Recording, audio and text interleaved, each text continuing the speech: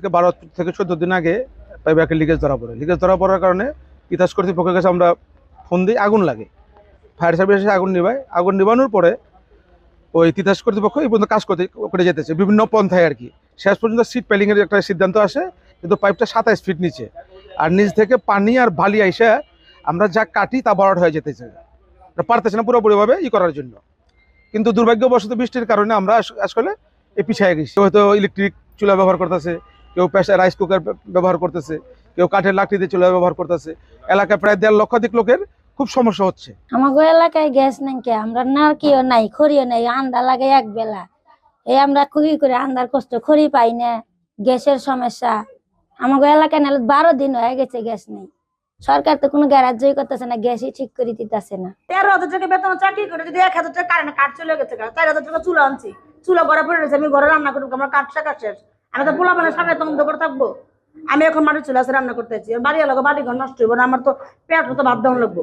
বৃষ্টির দিনে মনে করেন খড়ি মরি ভিজা থাকে, খড়ি দিয়ে রান্না করে খাই। আজ 10-15 দিনের বেশি হয় আমাকে গ্যাসটা নষ্ট হয়েছে।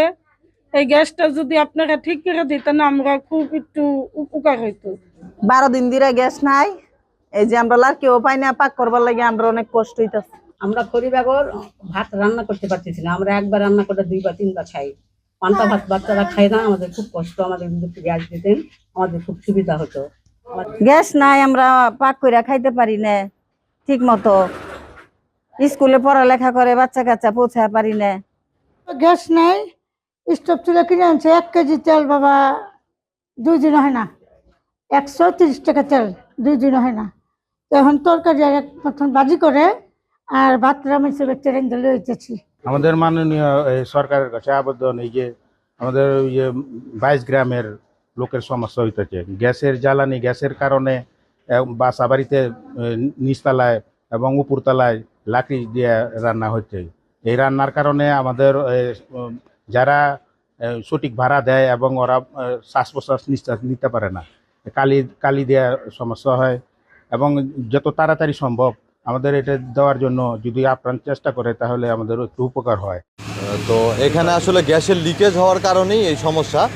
গ্যাসের লিকেজটা হওয়ার মানে টু দ্য পয়েন্টে অ্যাকচুয়াল কারণ খুব সম্ভবত এখানে এলাকাবাসীর সাথে কথা বলে যেটা জানা গেছে যে এখানে আগে ট্যানারির লবণের মানে গুদাম ছিল, লবণ পানি। আপনারা দেখতেছেন যে পুরাটা জায়গায় আসলে বালি, পাইপ প্রায় মাটির 27 ফুট ভিতরে, প্রায় মাটির 27 ফুট ভিতরে। তো যখন পাইপটা স্থাপন করা হয় তখন সেটা মাটির ভিতরে ছিল। তো এরপরে সম্পূর্ণভাবে জায়গাটা ড্রেজিং করা বালি দ্বারা ভরাট করা হয়েছে, যে কারণে মাটি পাওয়া যাচ্ছে না, চারপাশ থেকে ভেঙে পড়তেছে। এবং ট্যানারির জায়গা ছিল, খুব সম্ভবত সেই জায়গা থেকেই লিকেজের উৎপত্তিস্থল হয়ে থাকতে পারে। তো আমরা কাজ করতেছি, এই শোর পাইলিং করা হয়েছে। এখন মানে ধরেন একটা বিষয় হচ্ছে যেটা, এই যে একটা গ্যাপ আছে এখানে, এই গ্যাপটা থাকার কারণ হচ্ছে আমার প্রত্যেকটা শীট তো আমি মানে একটা জায়গায় আমার পাইপ আছে, পাইপটা লোকেট করে ওই জায়গাটা ফাঁকা রাখা হয়েছে, ওই দিক দিয়েই প্রচুর পরিমাণে বালি এবং পানি আসছে। তো আপাতত ওইখানে একটা 3 মিলিমিটার শীট দ্বারা সাপোর্ট দেওয়া হয়েছে। আমরা আশা করতেছি আগামী 1-2 দিনের ভিতরে কাজটা ইনশাল্লাহ কমপ্লিট হয়ে যাবে।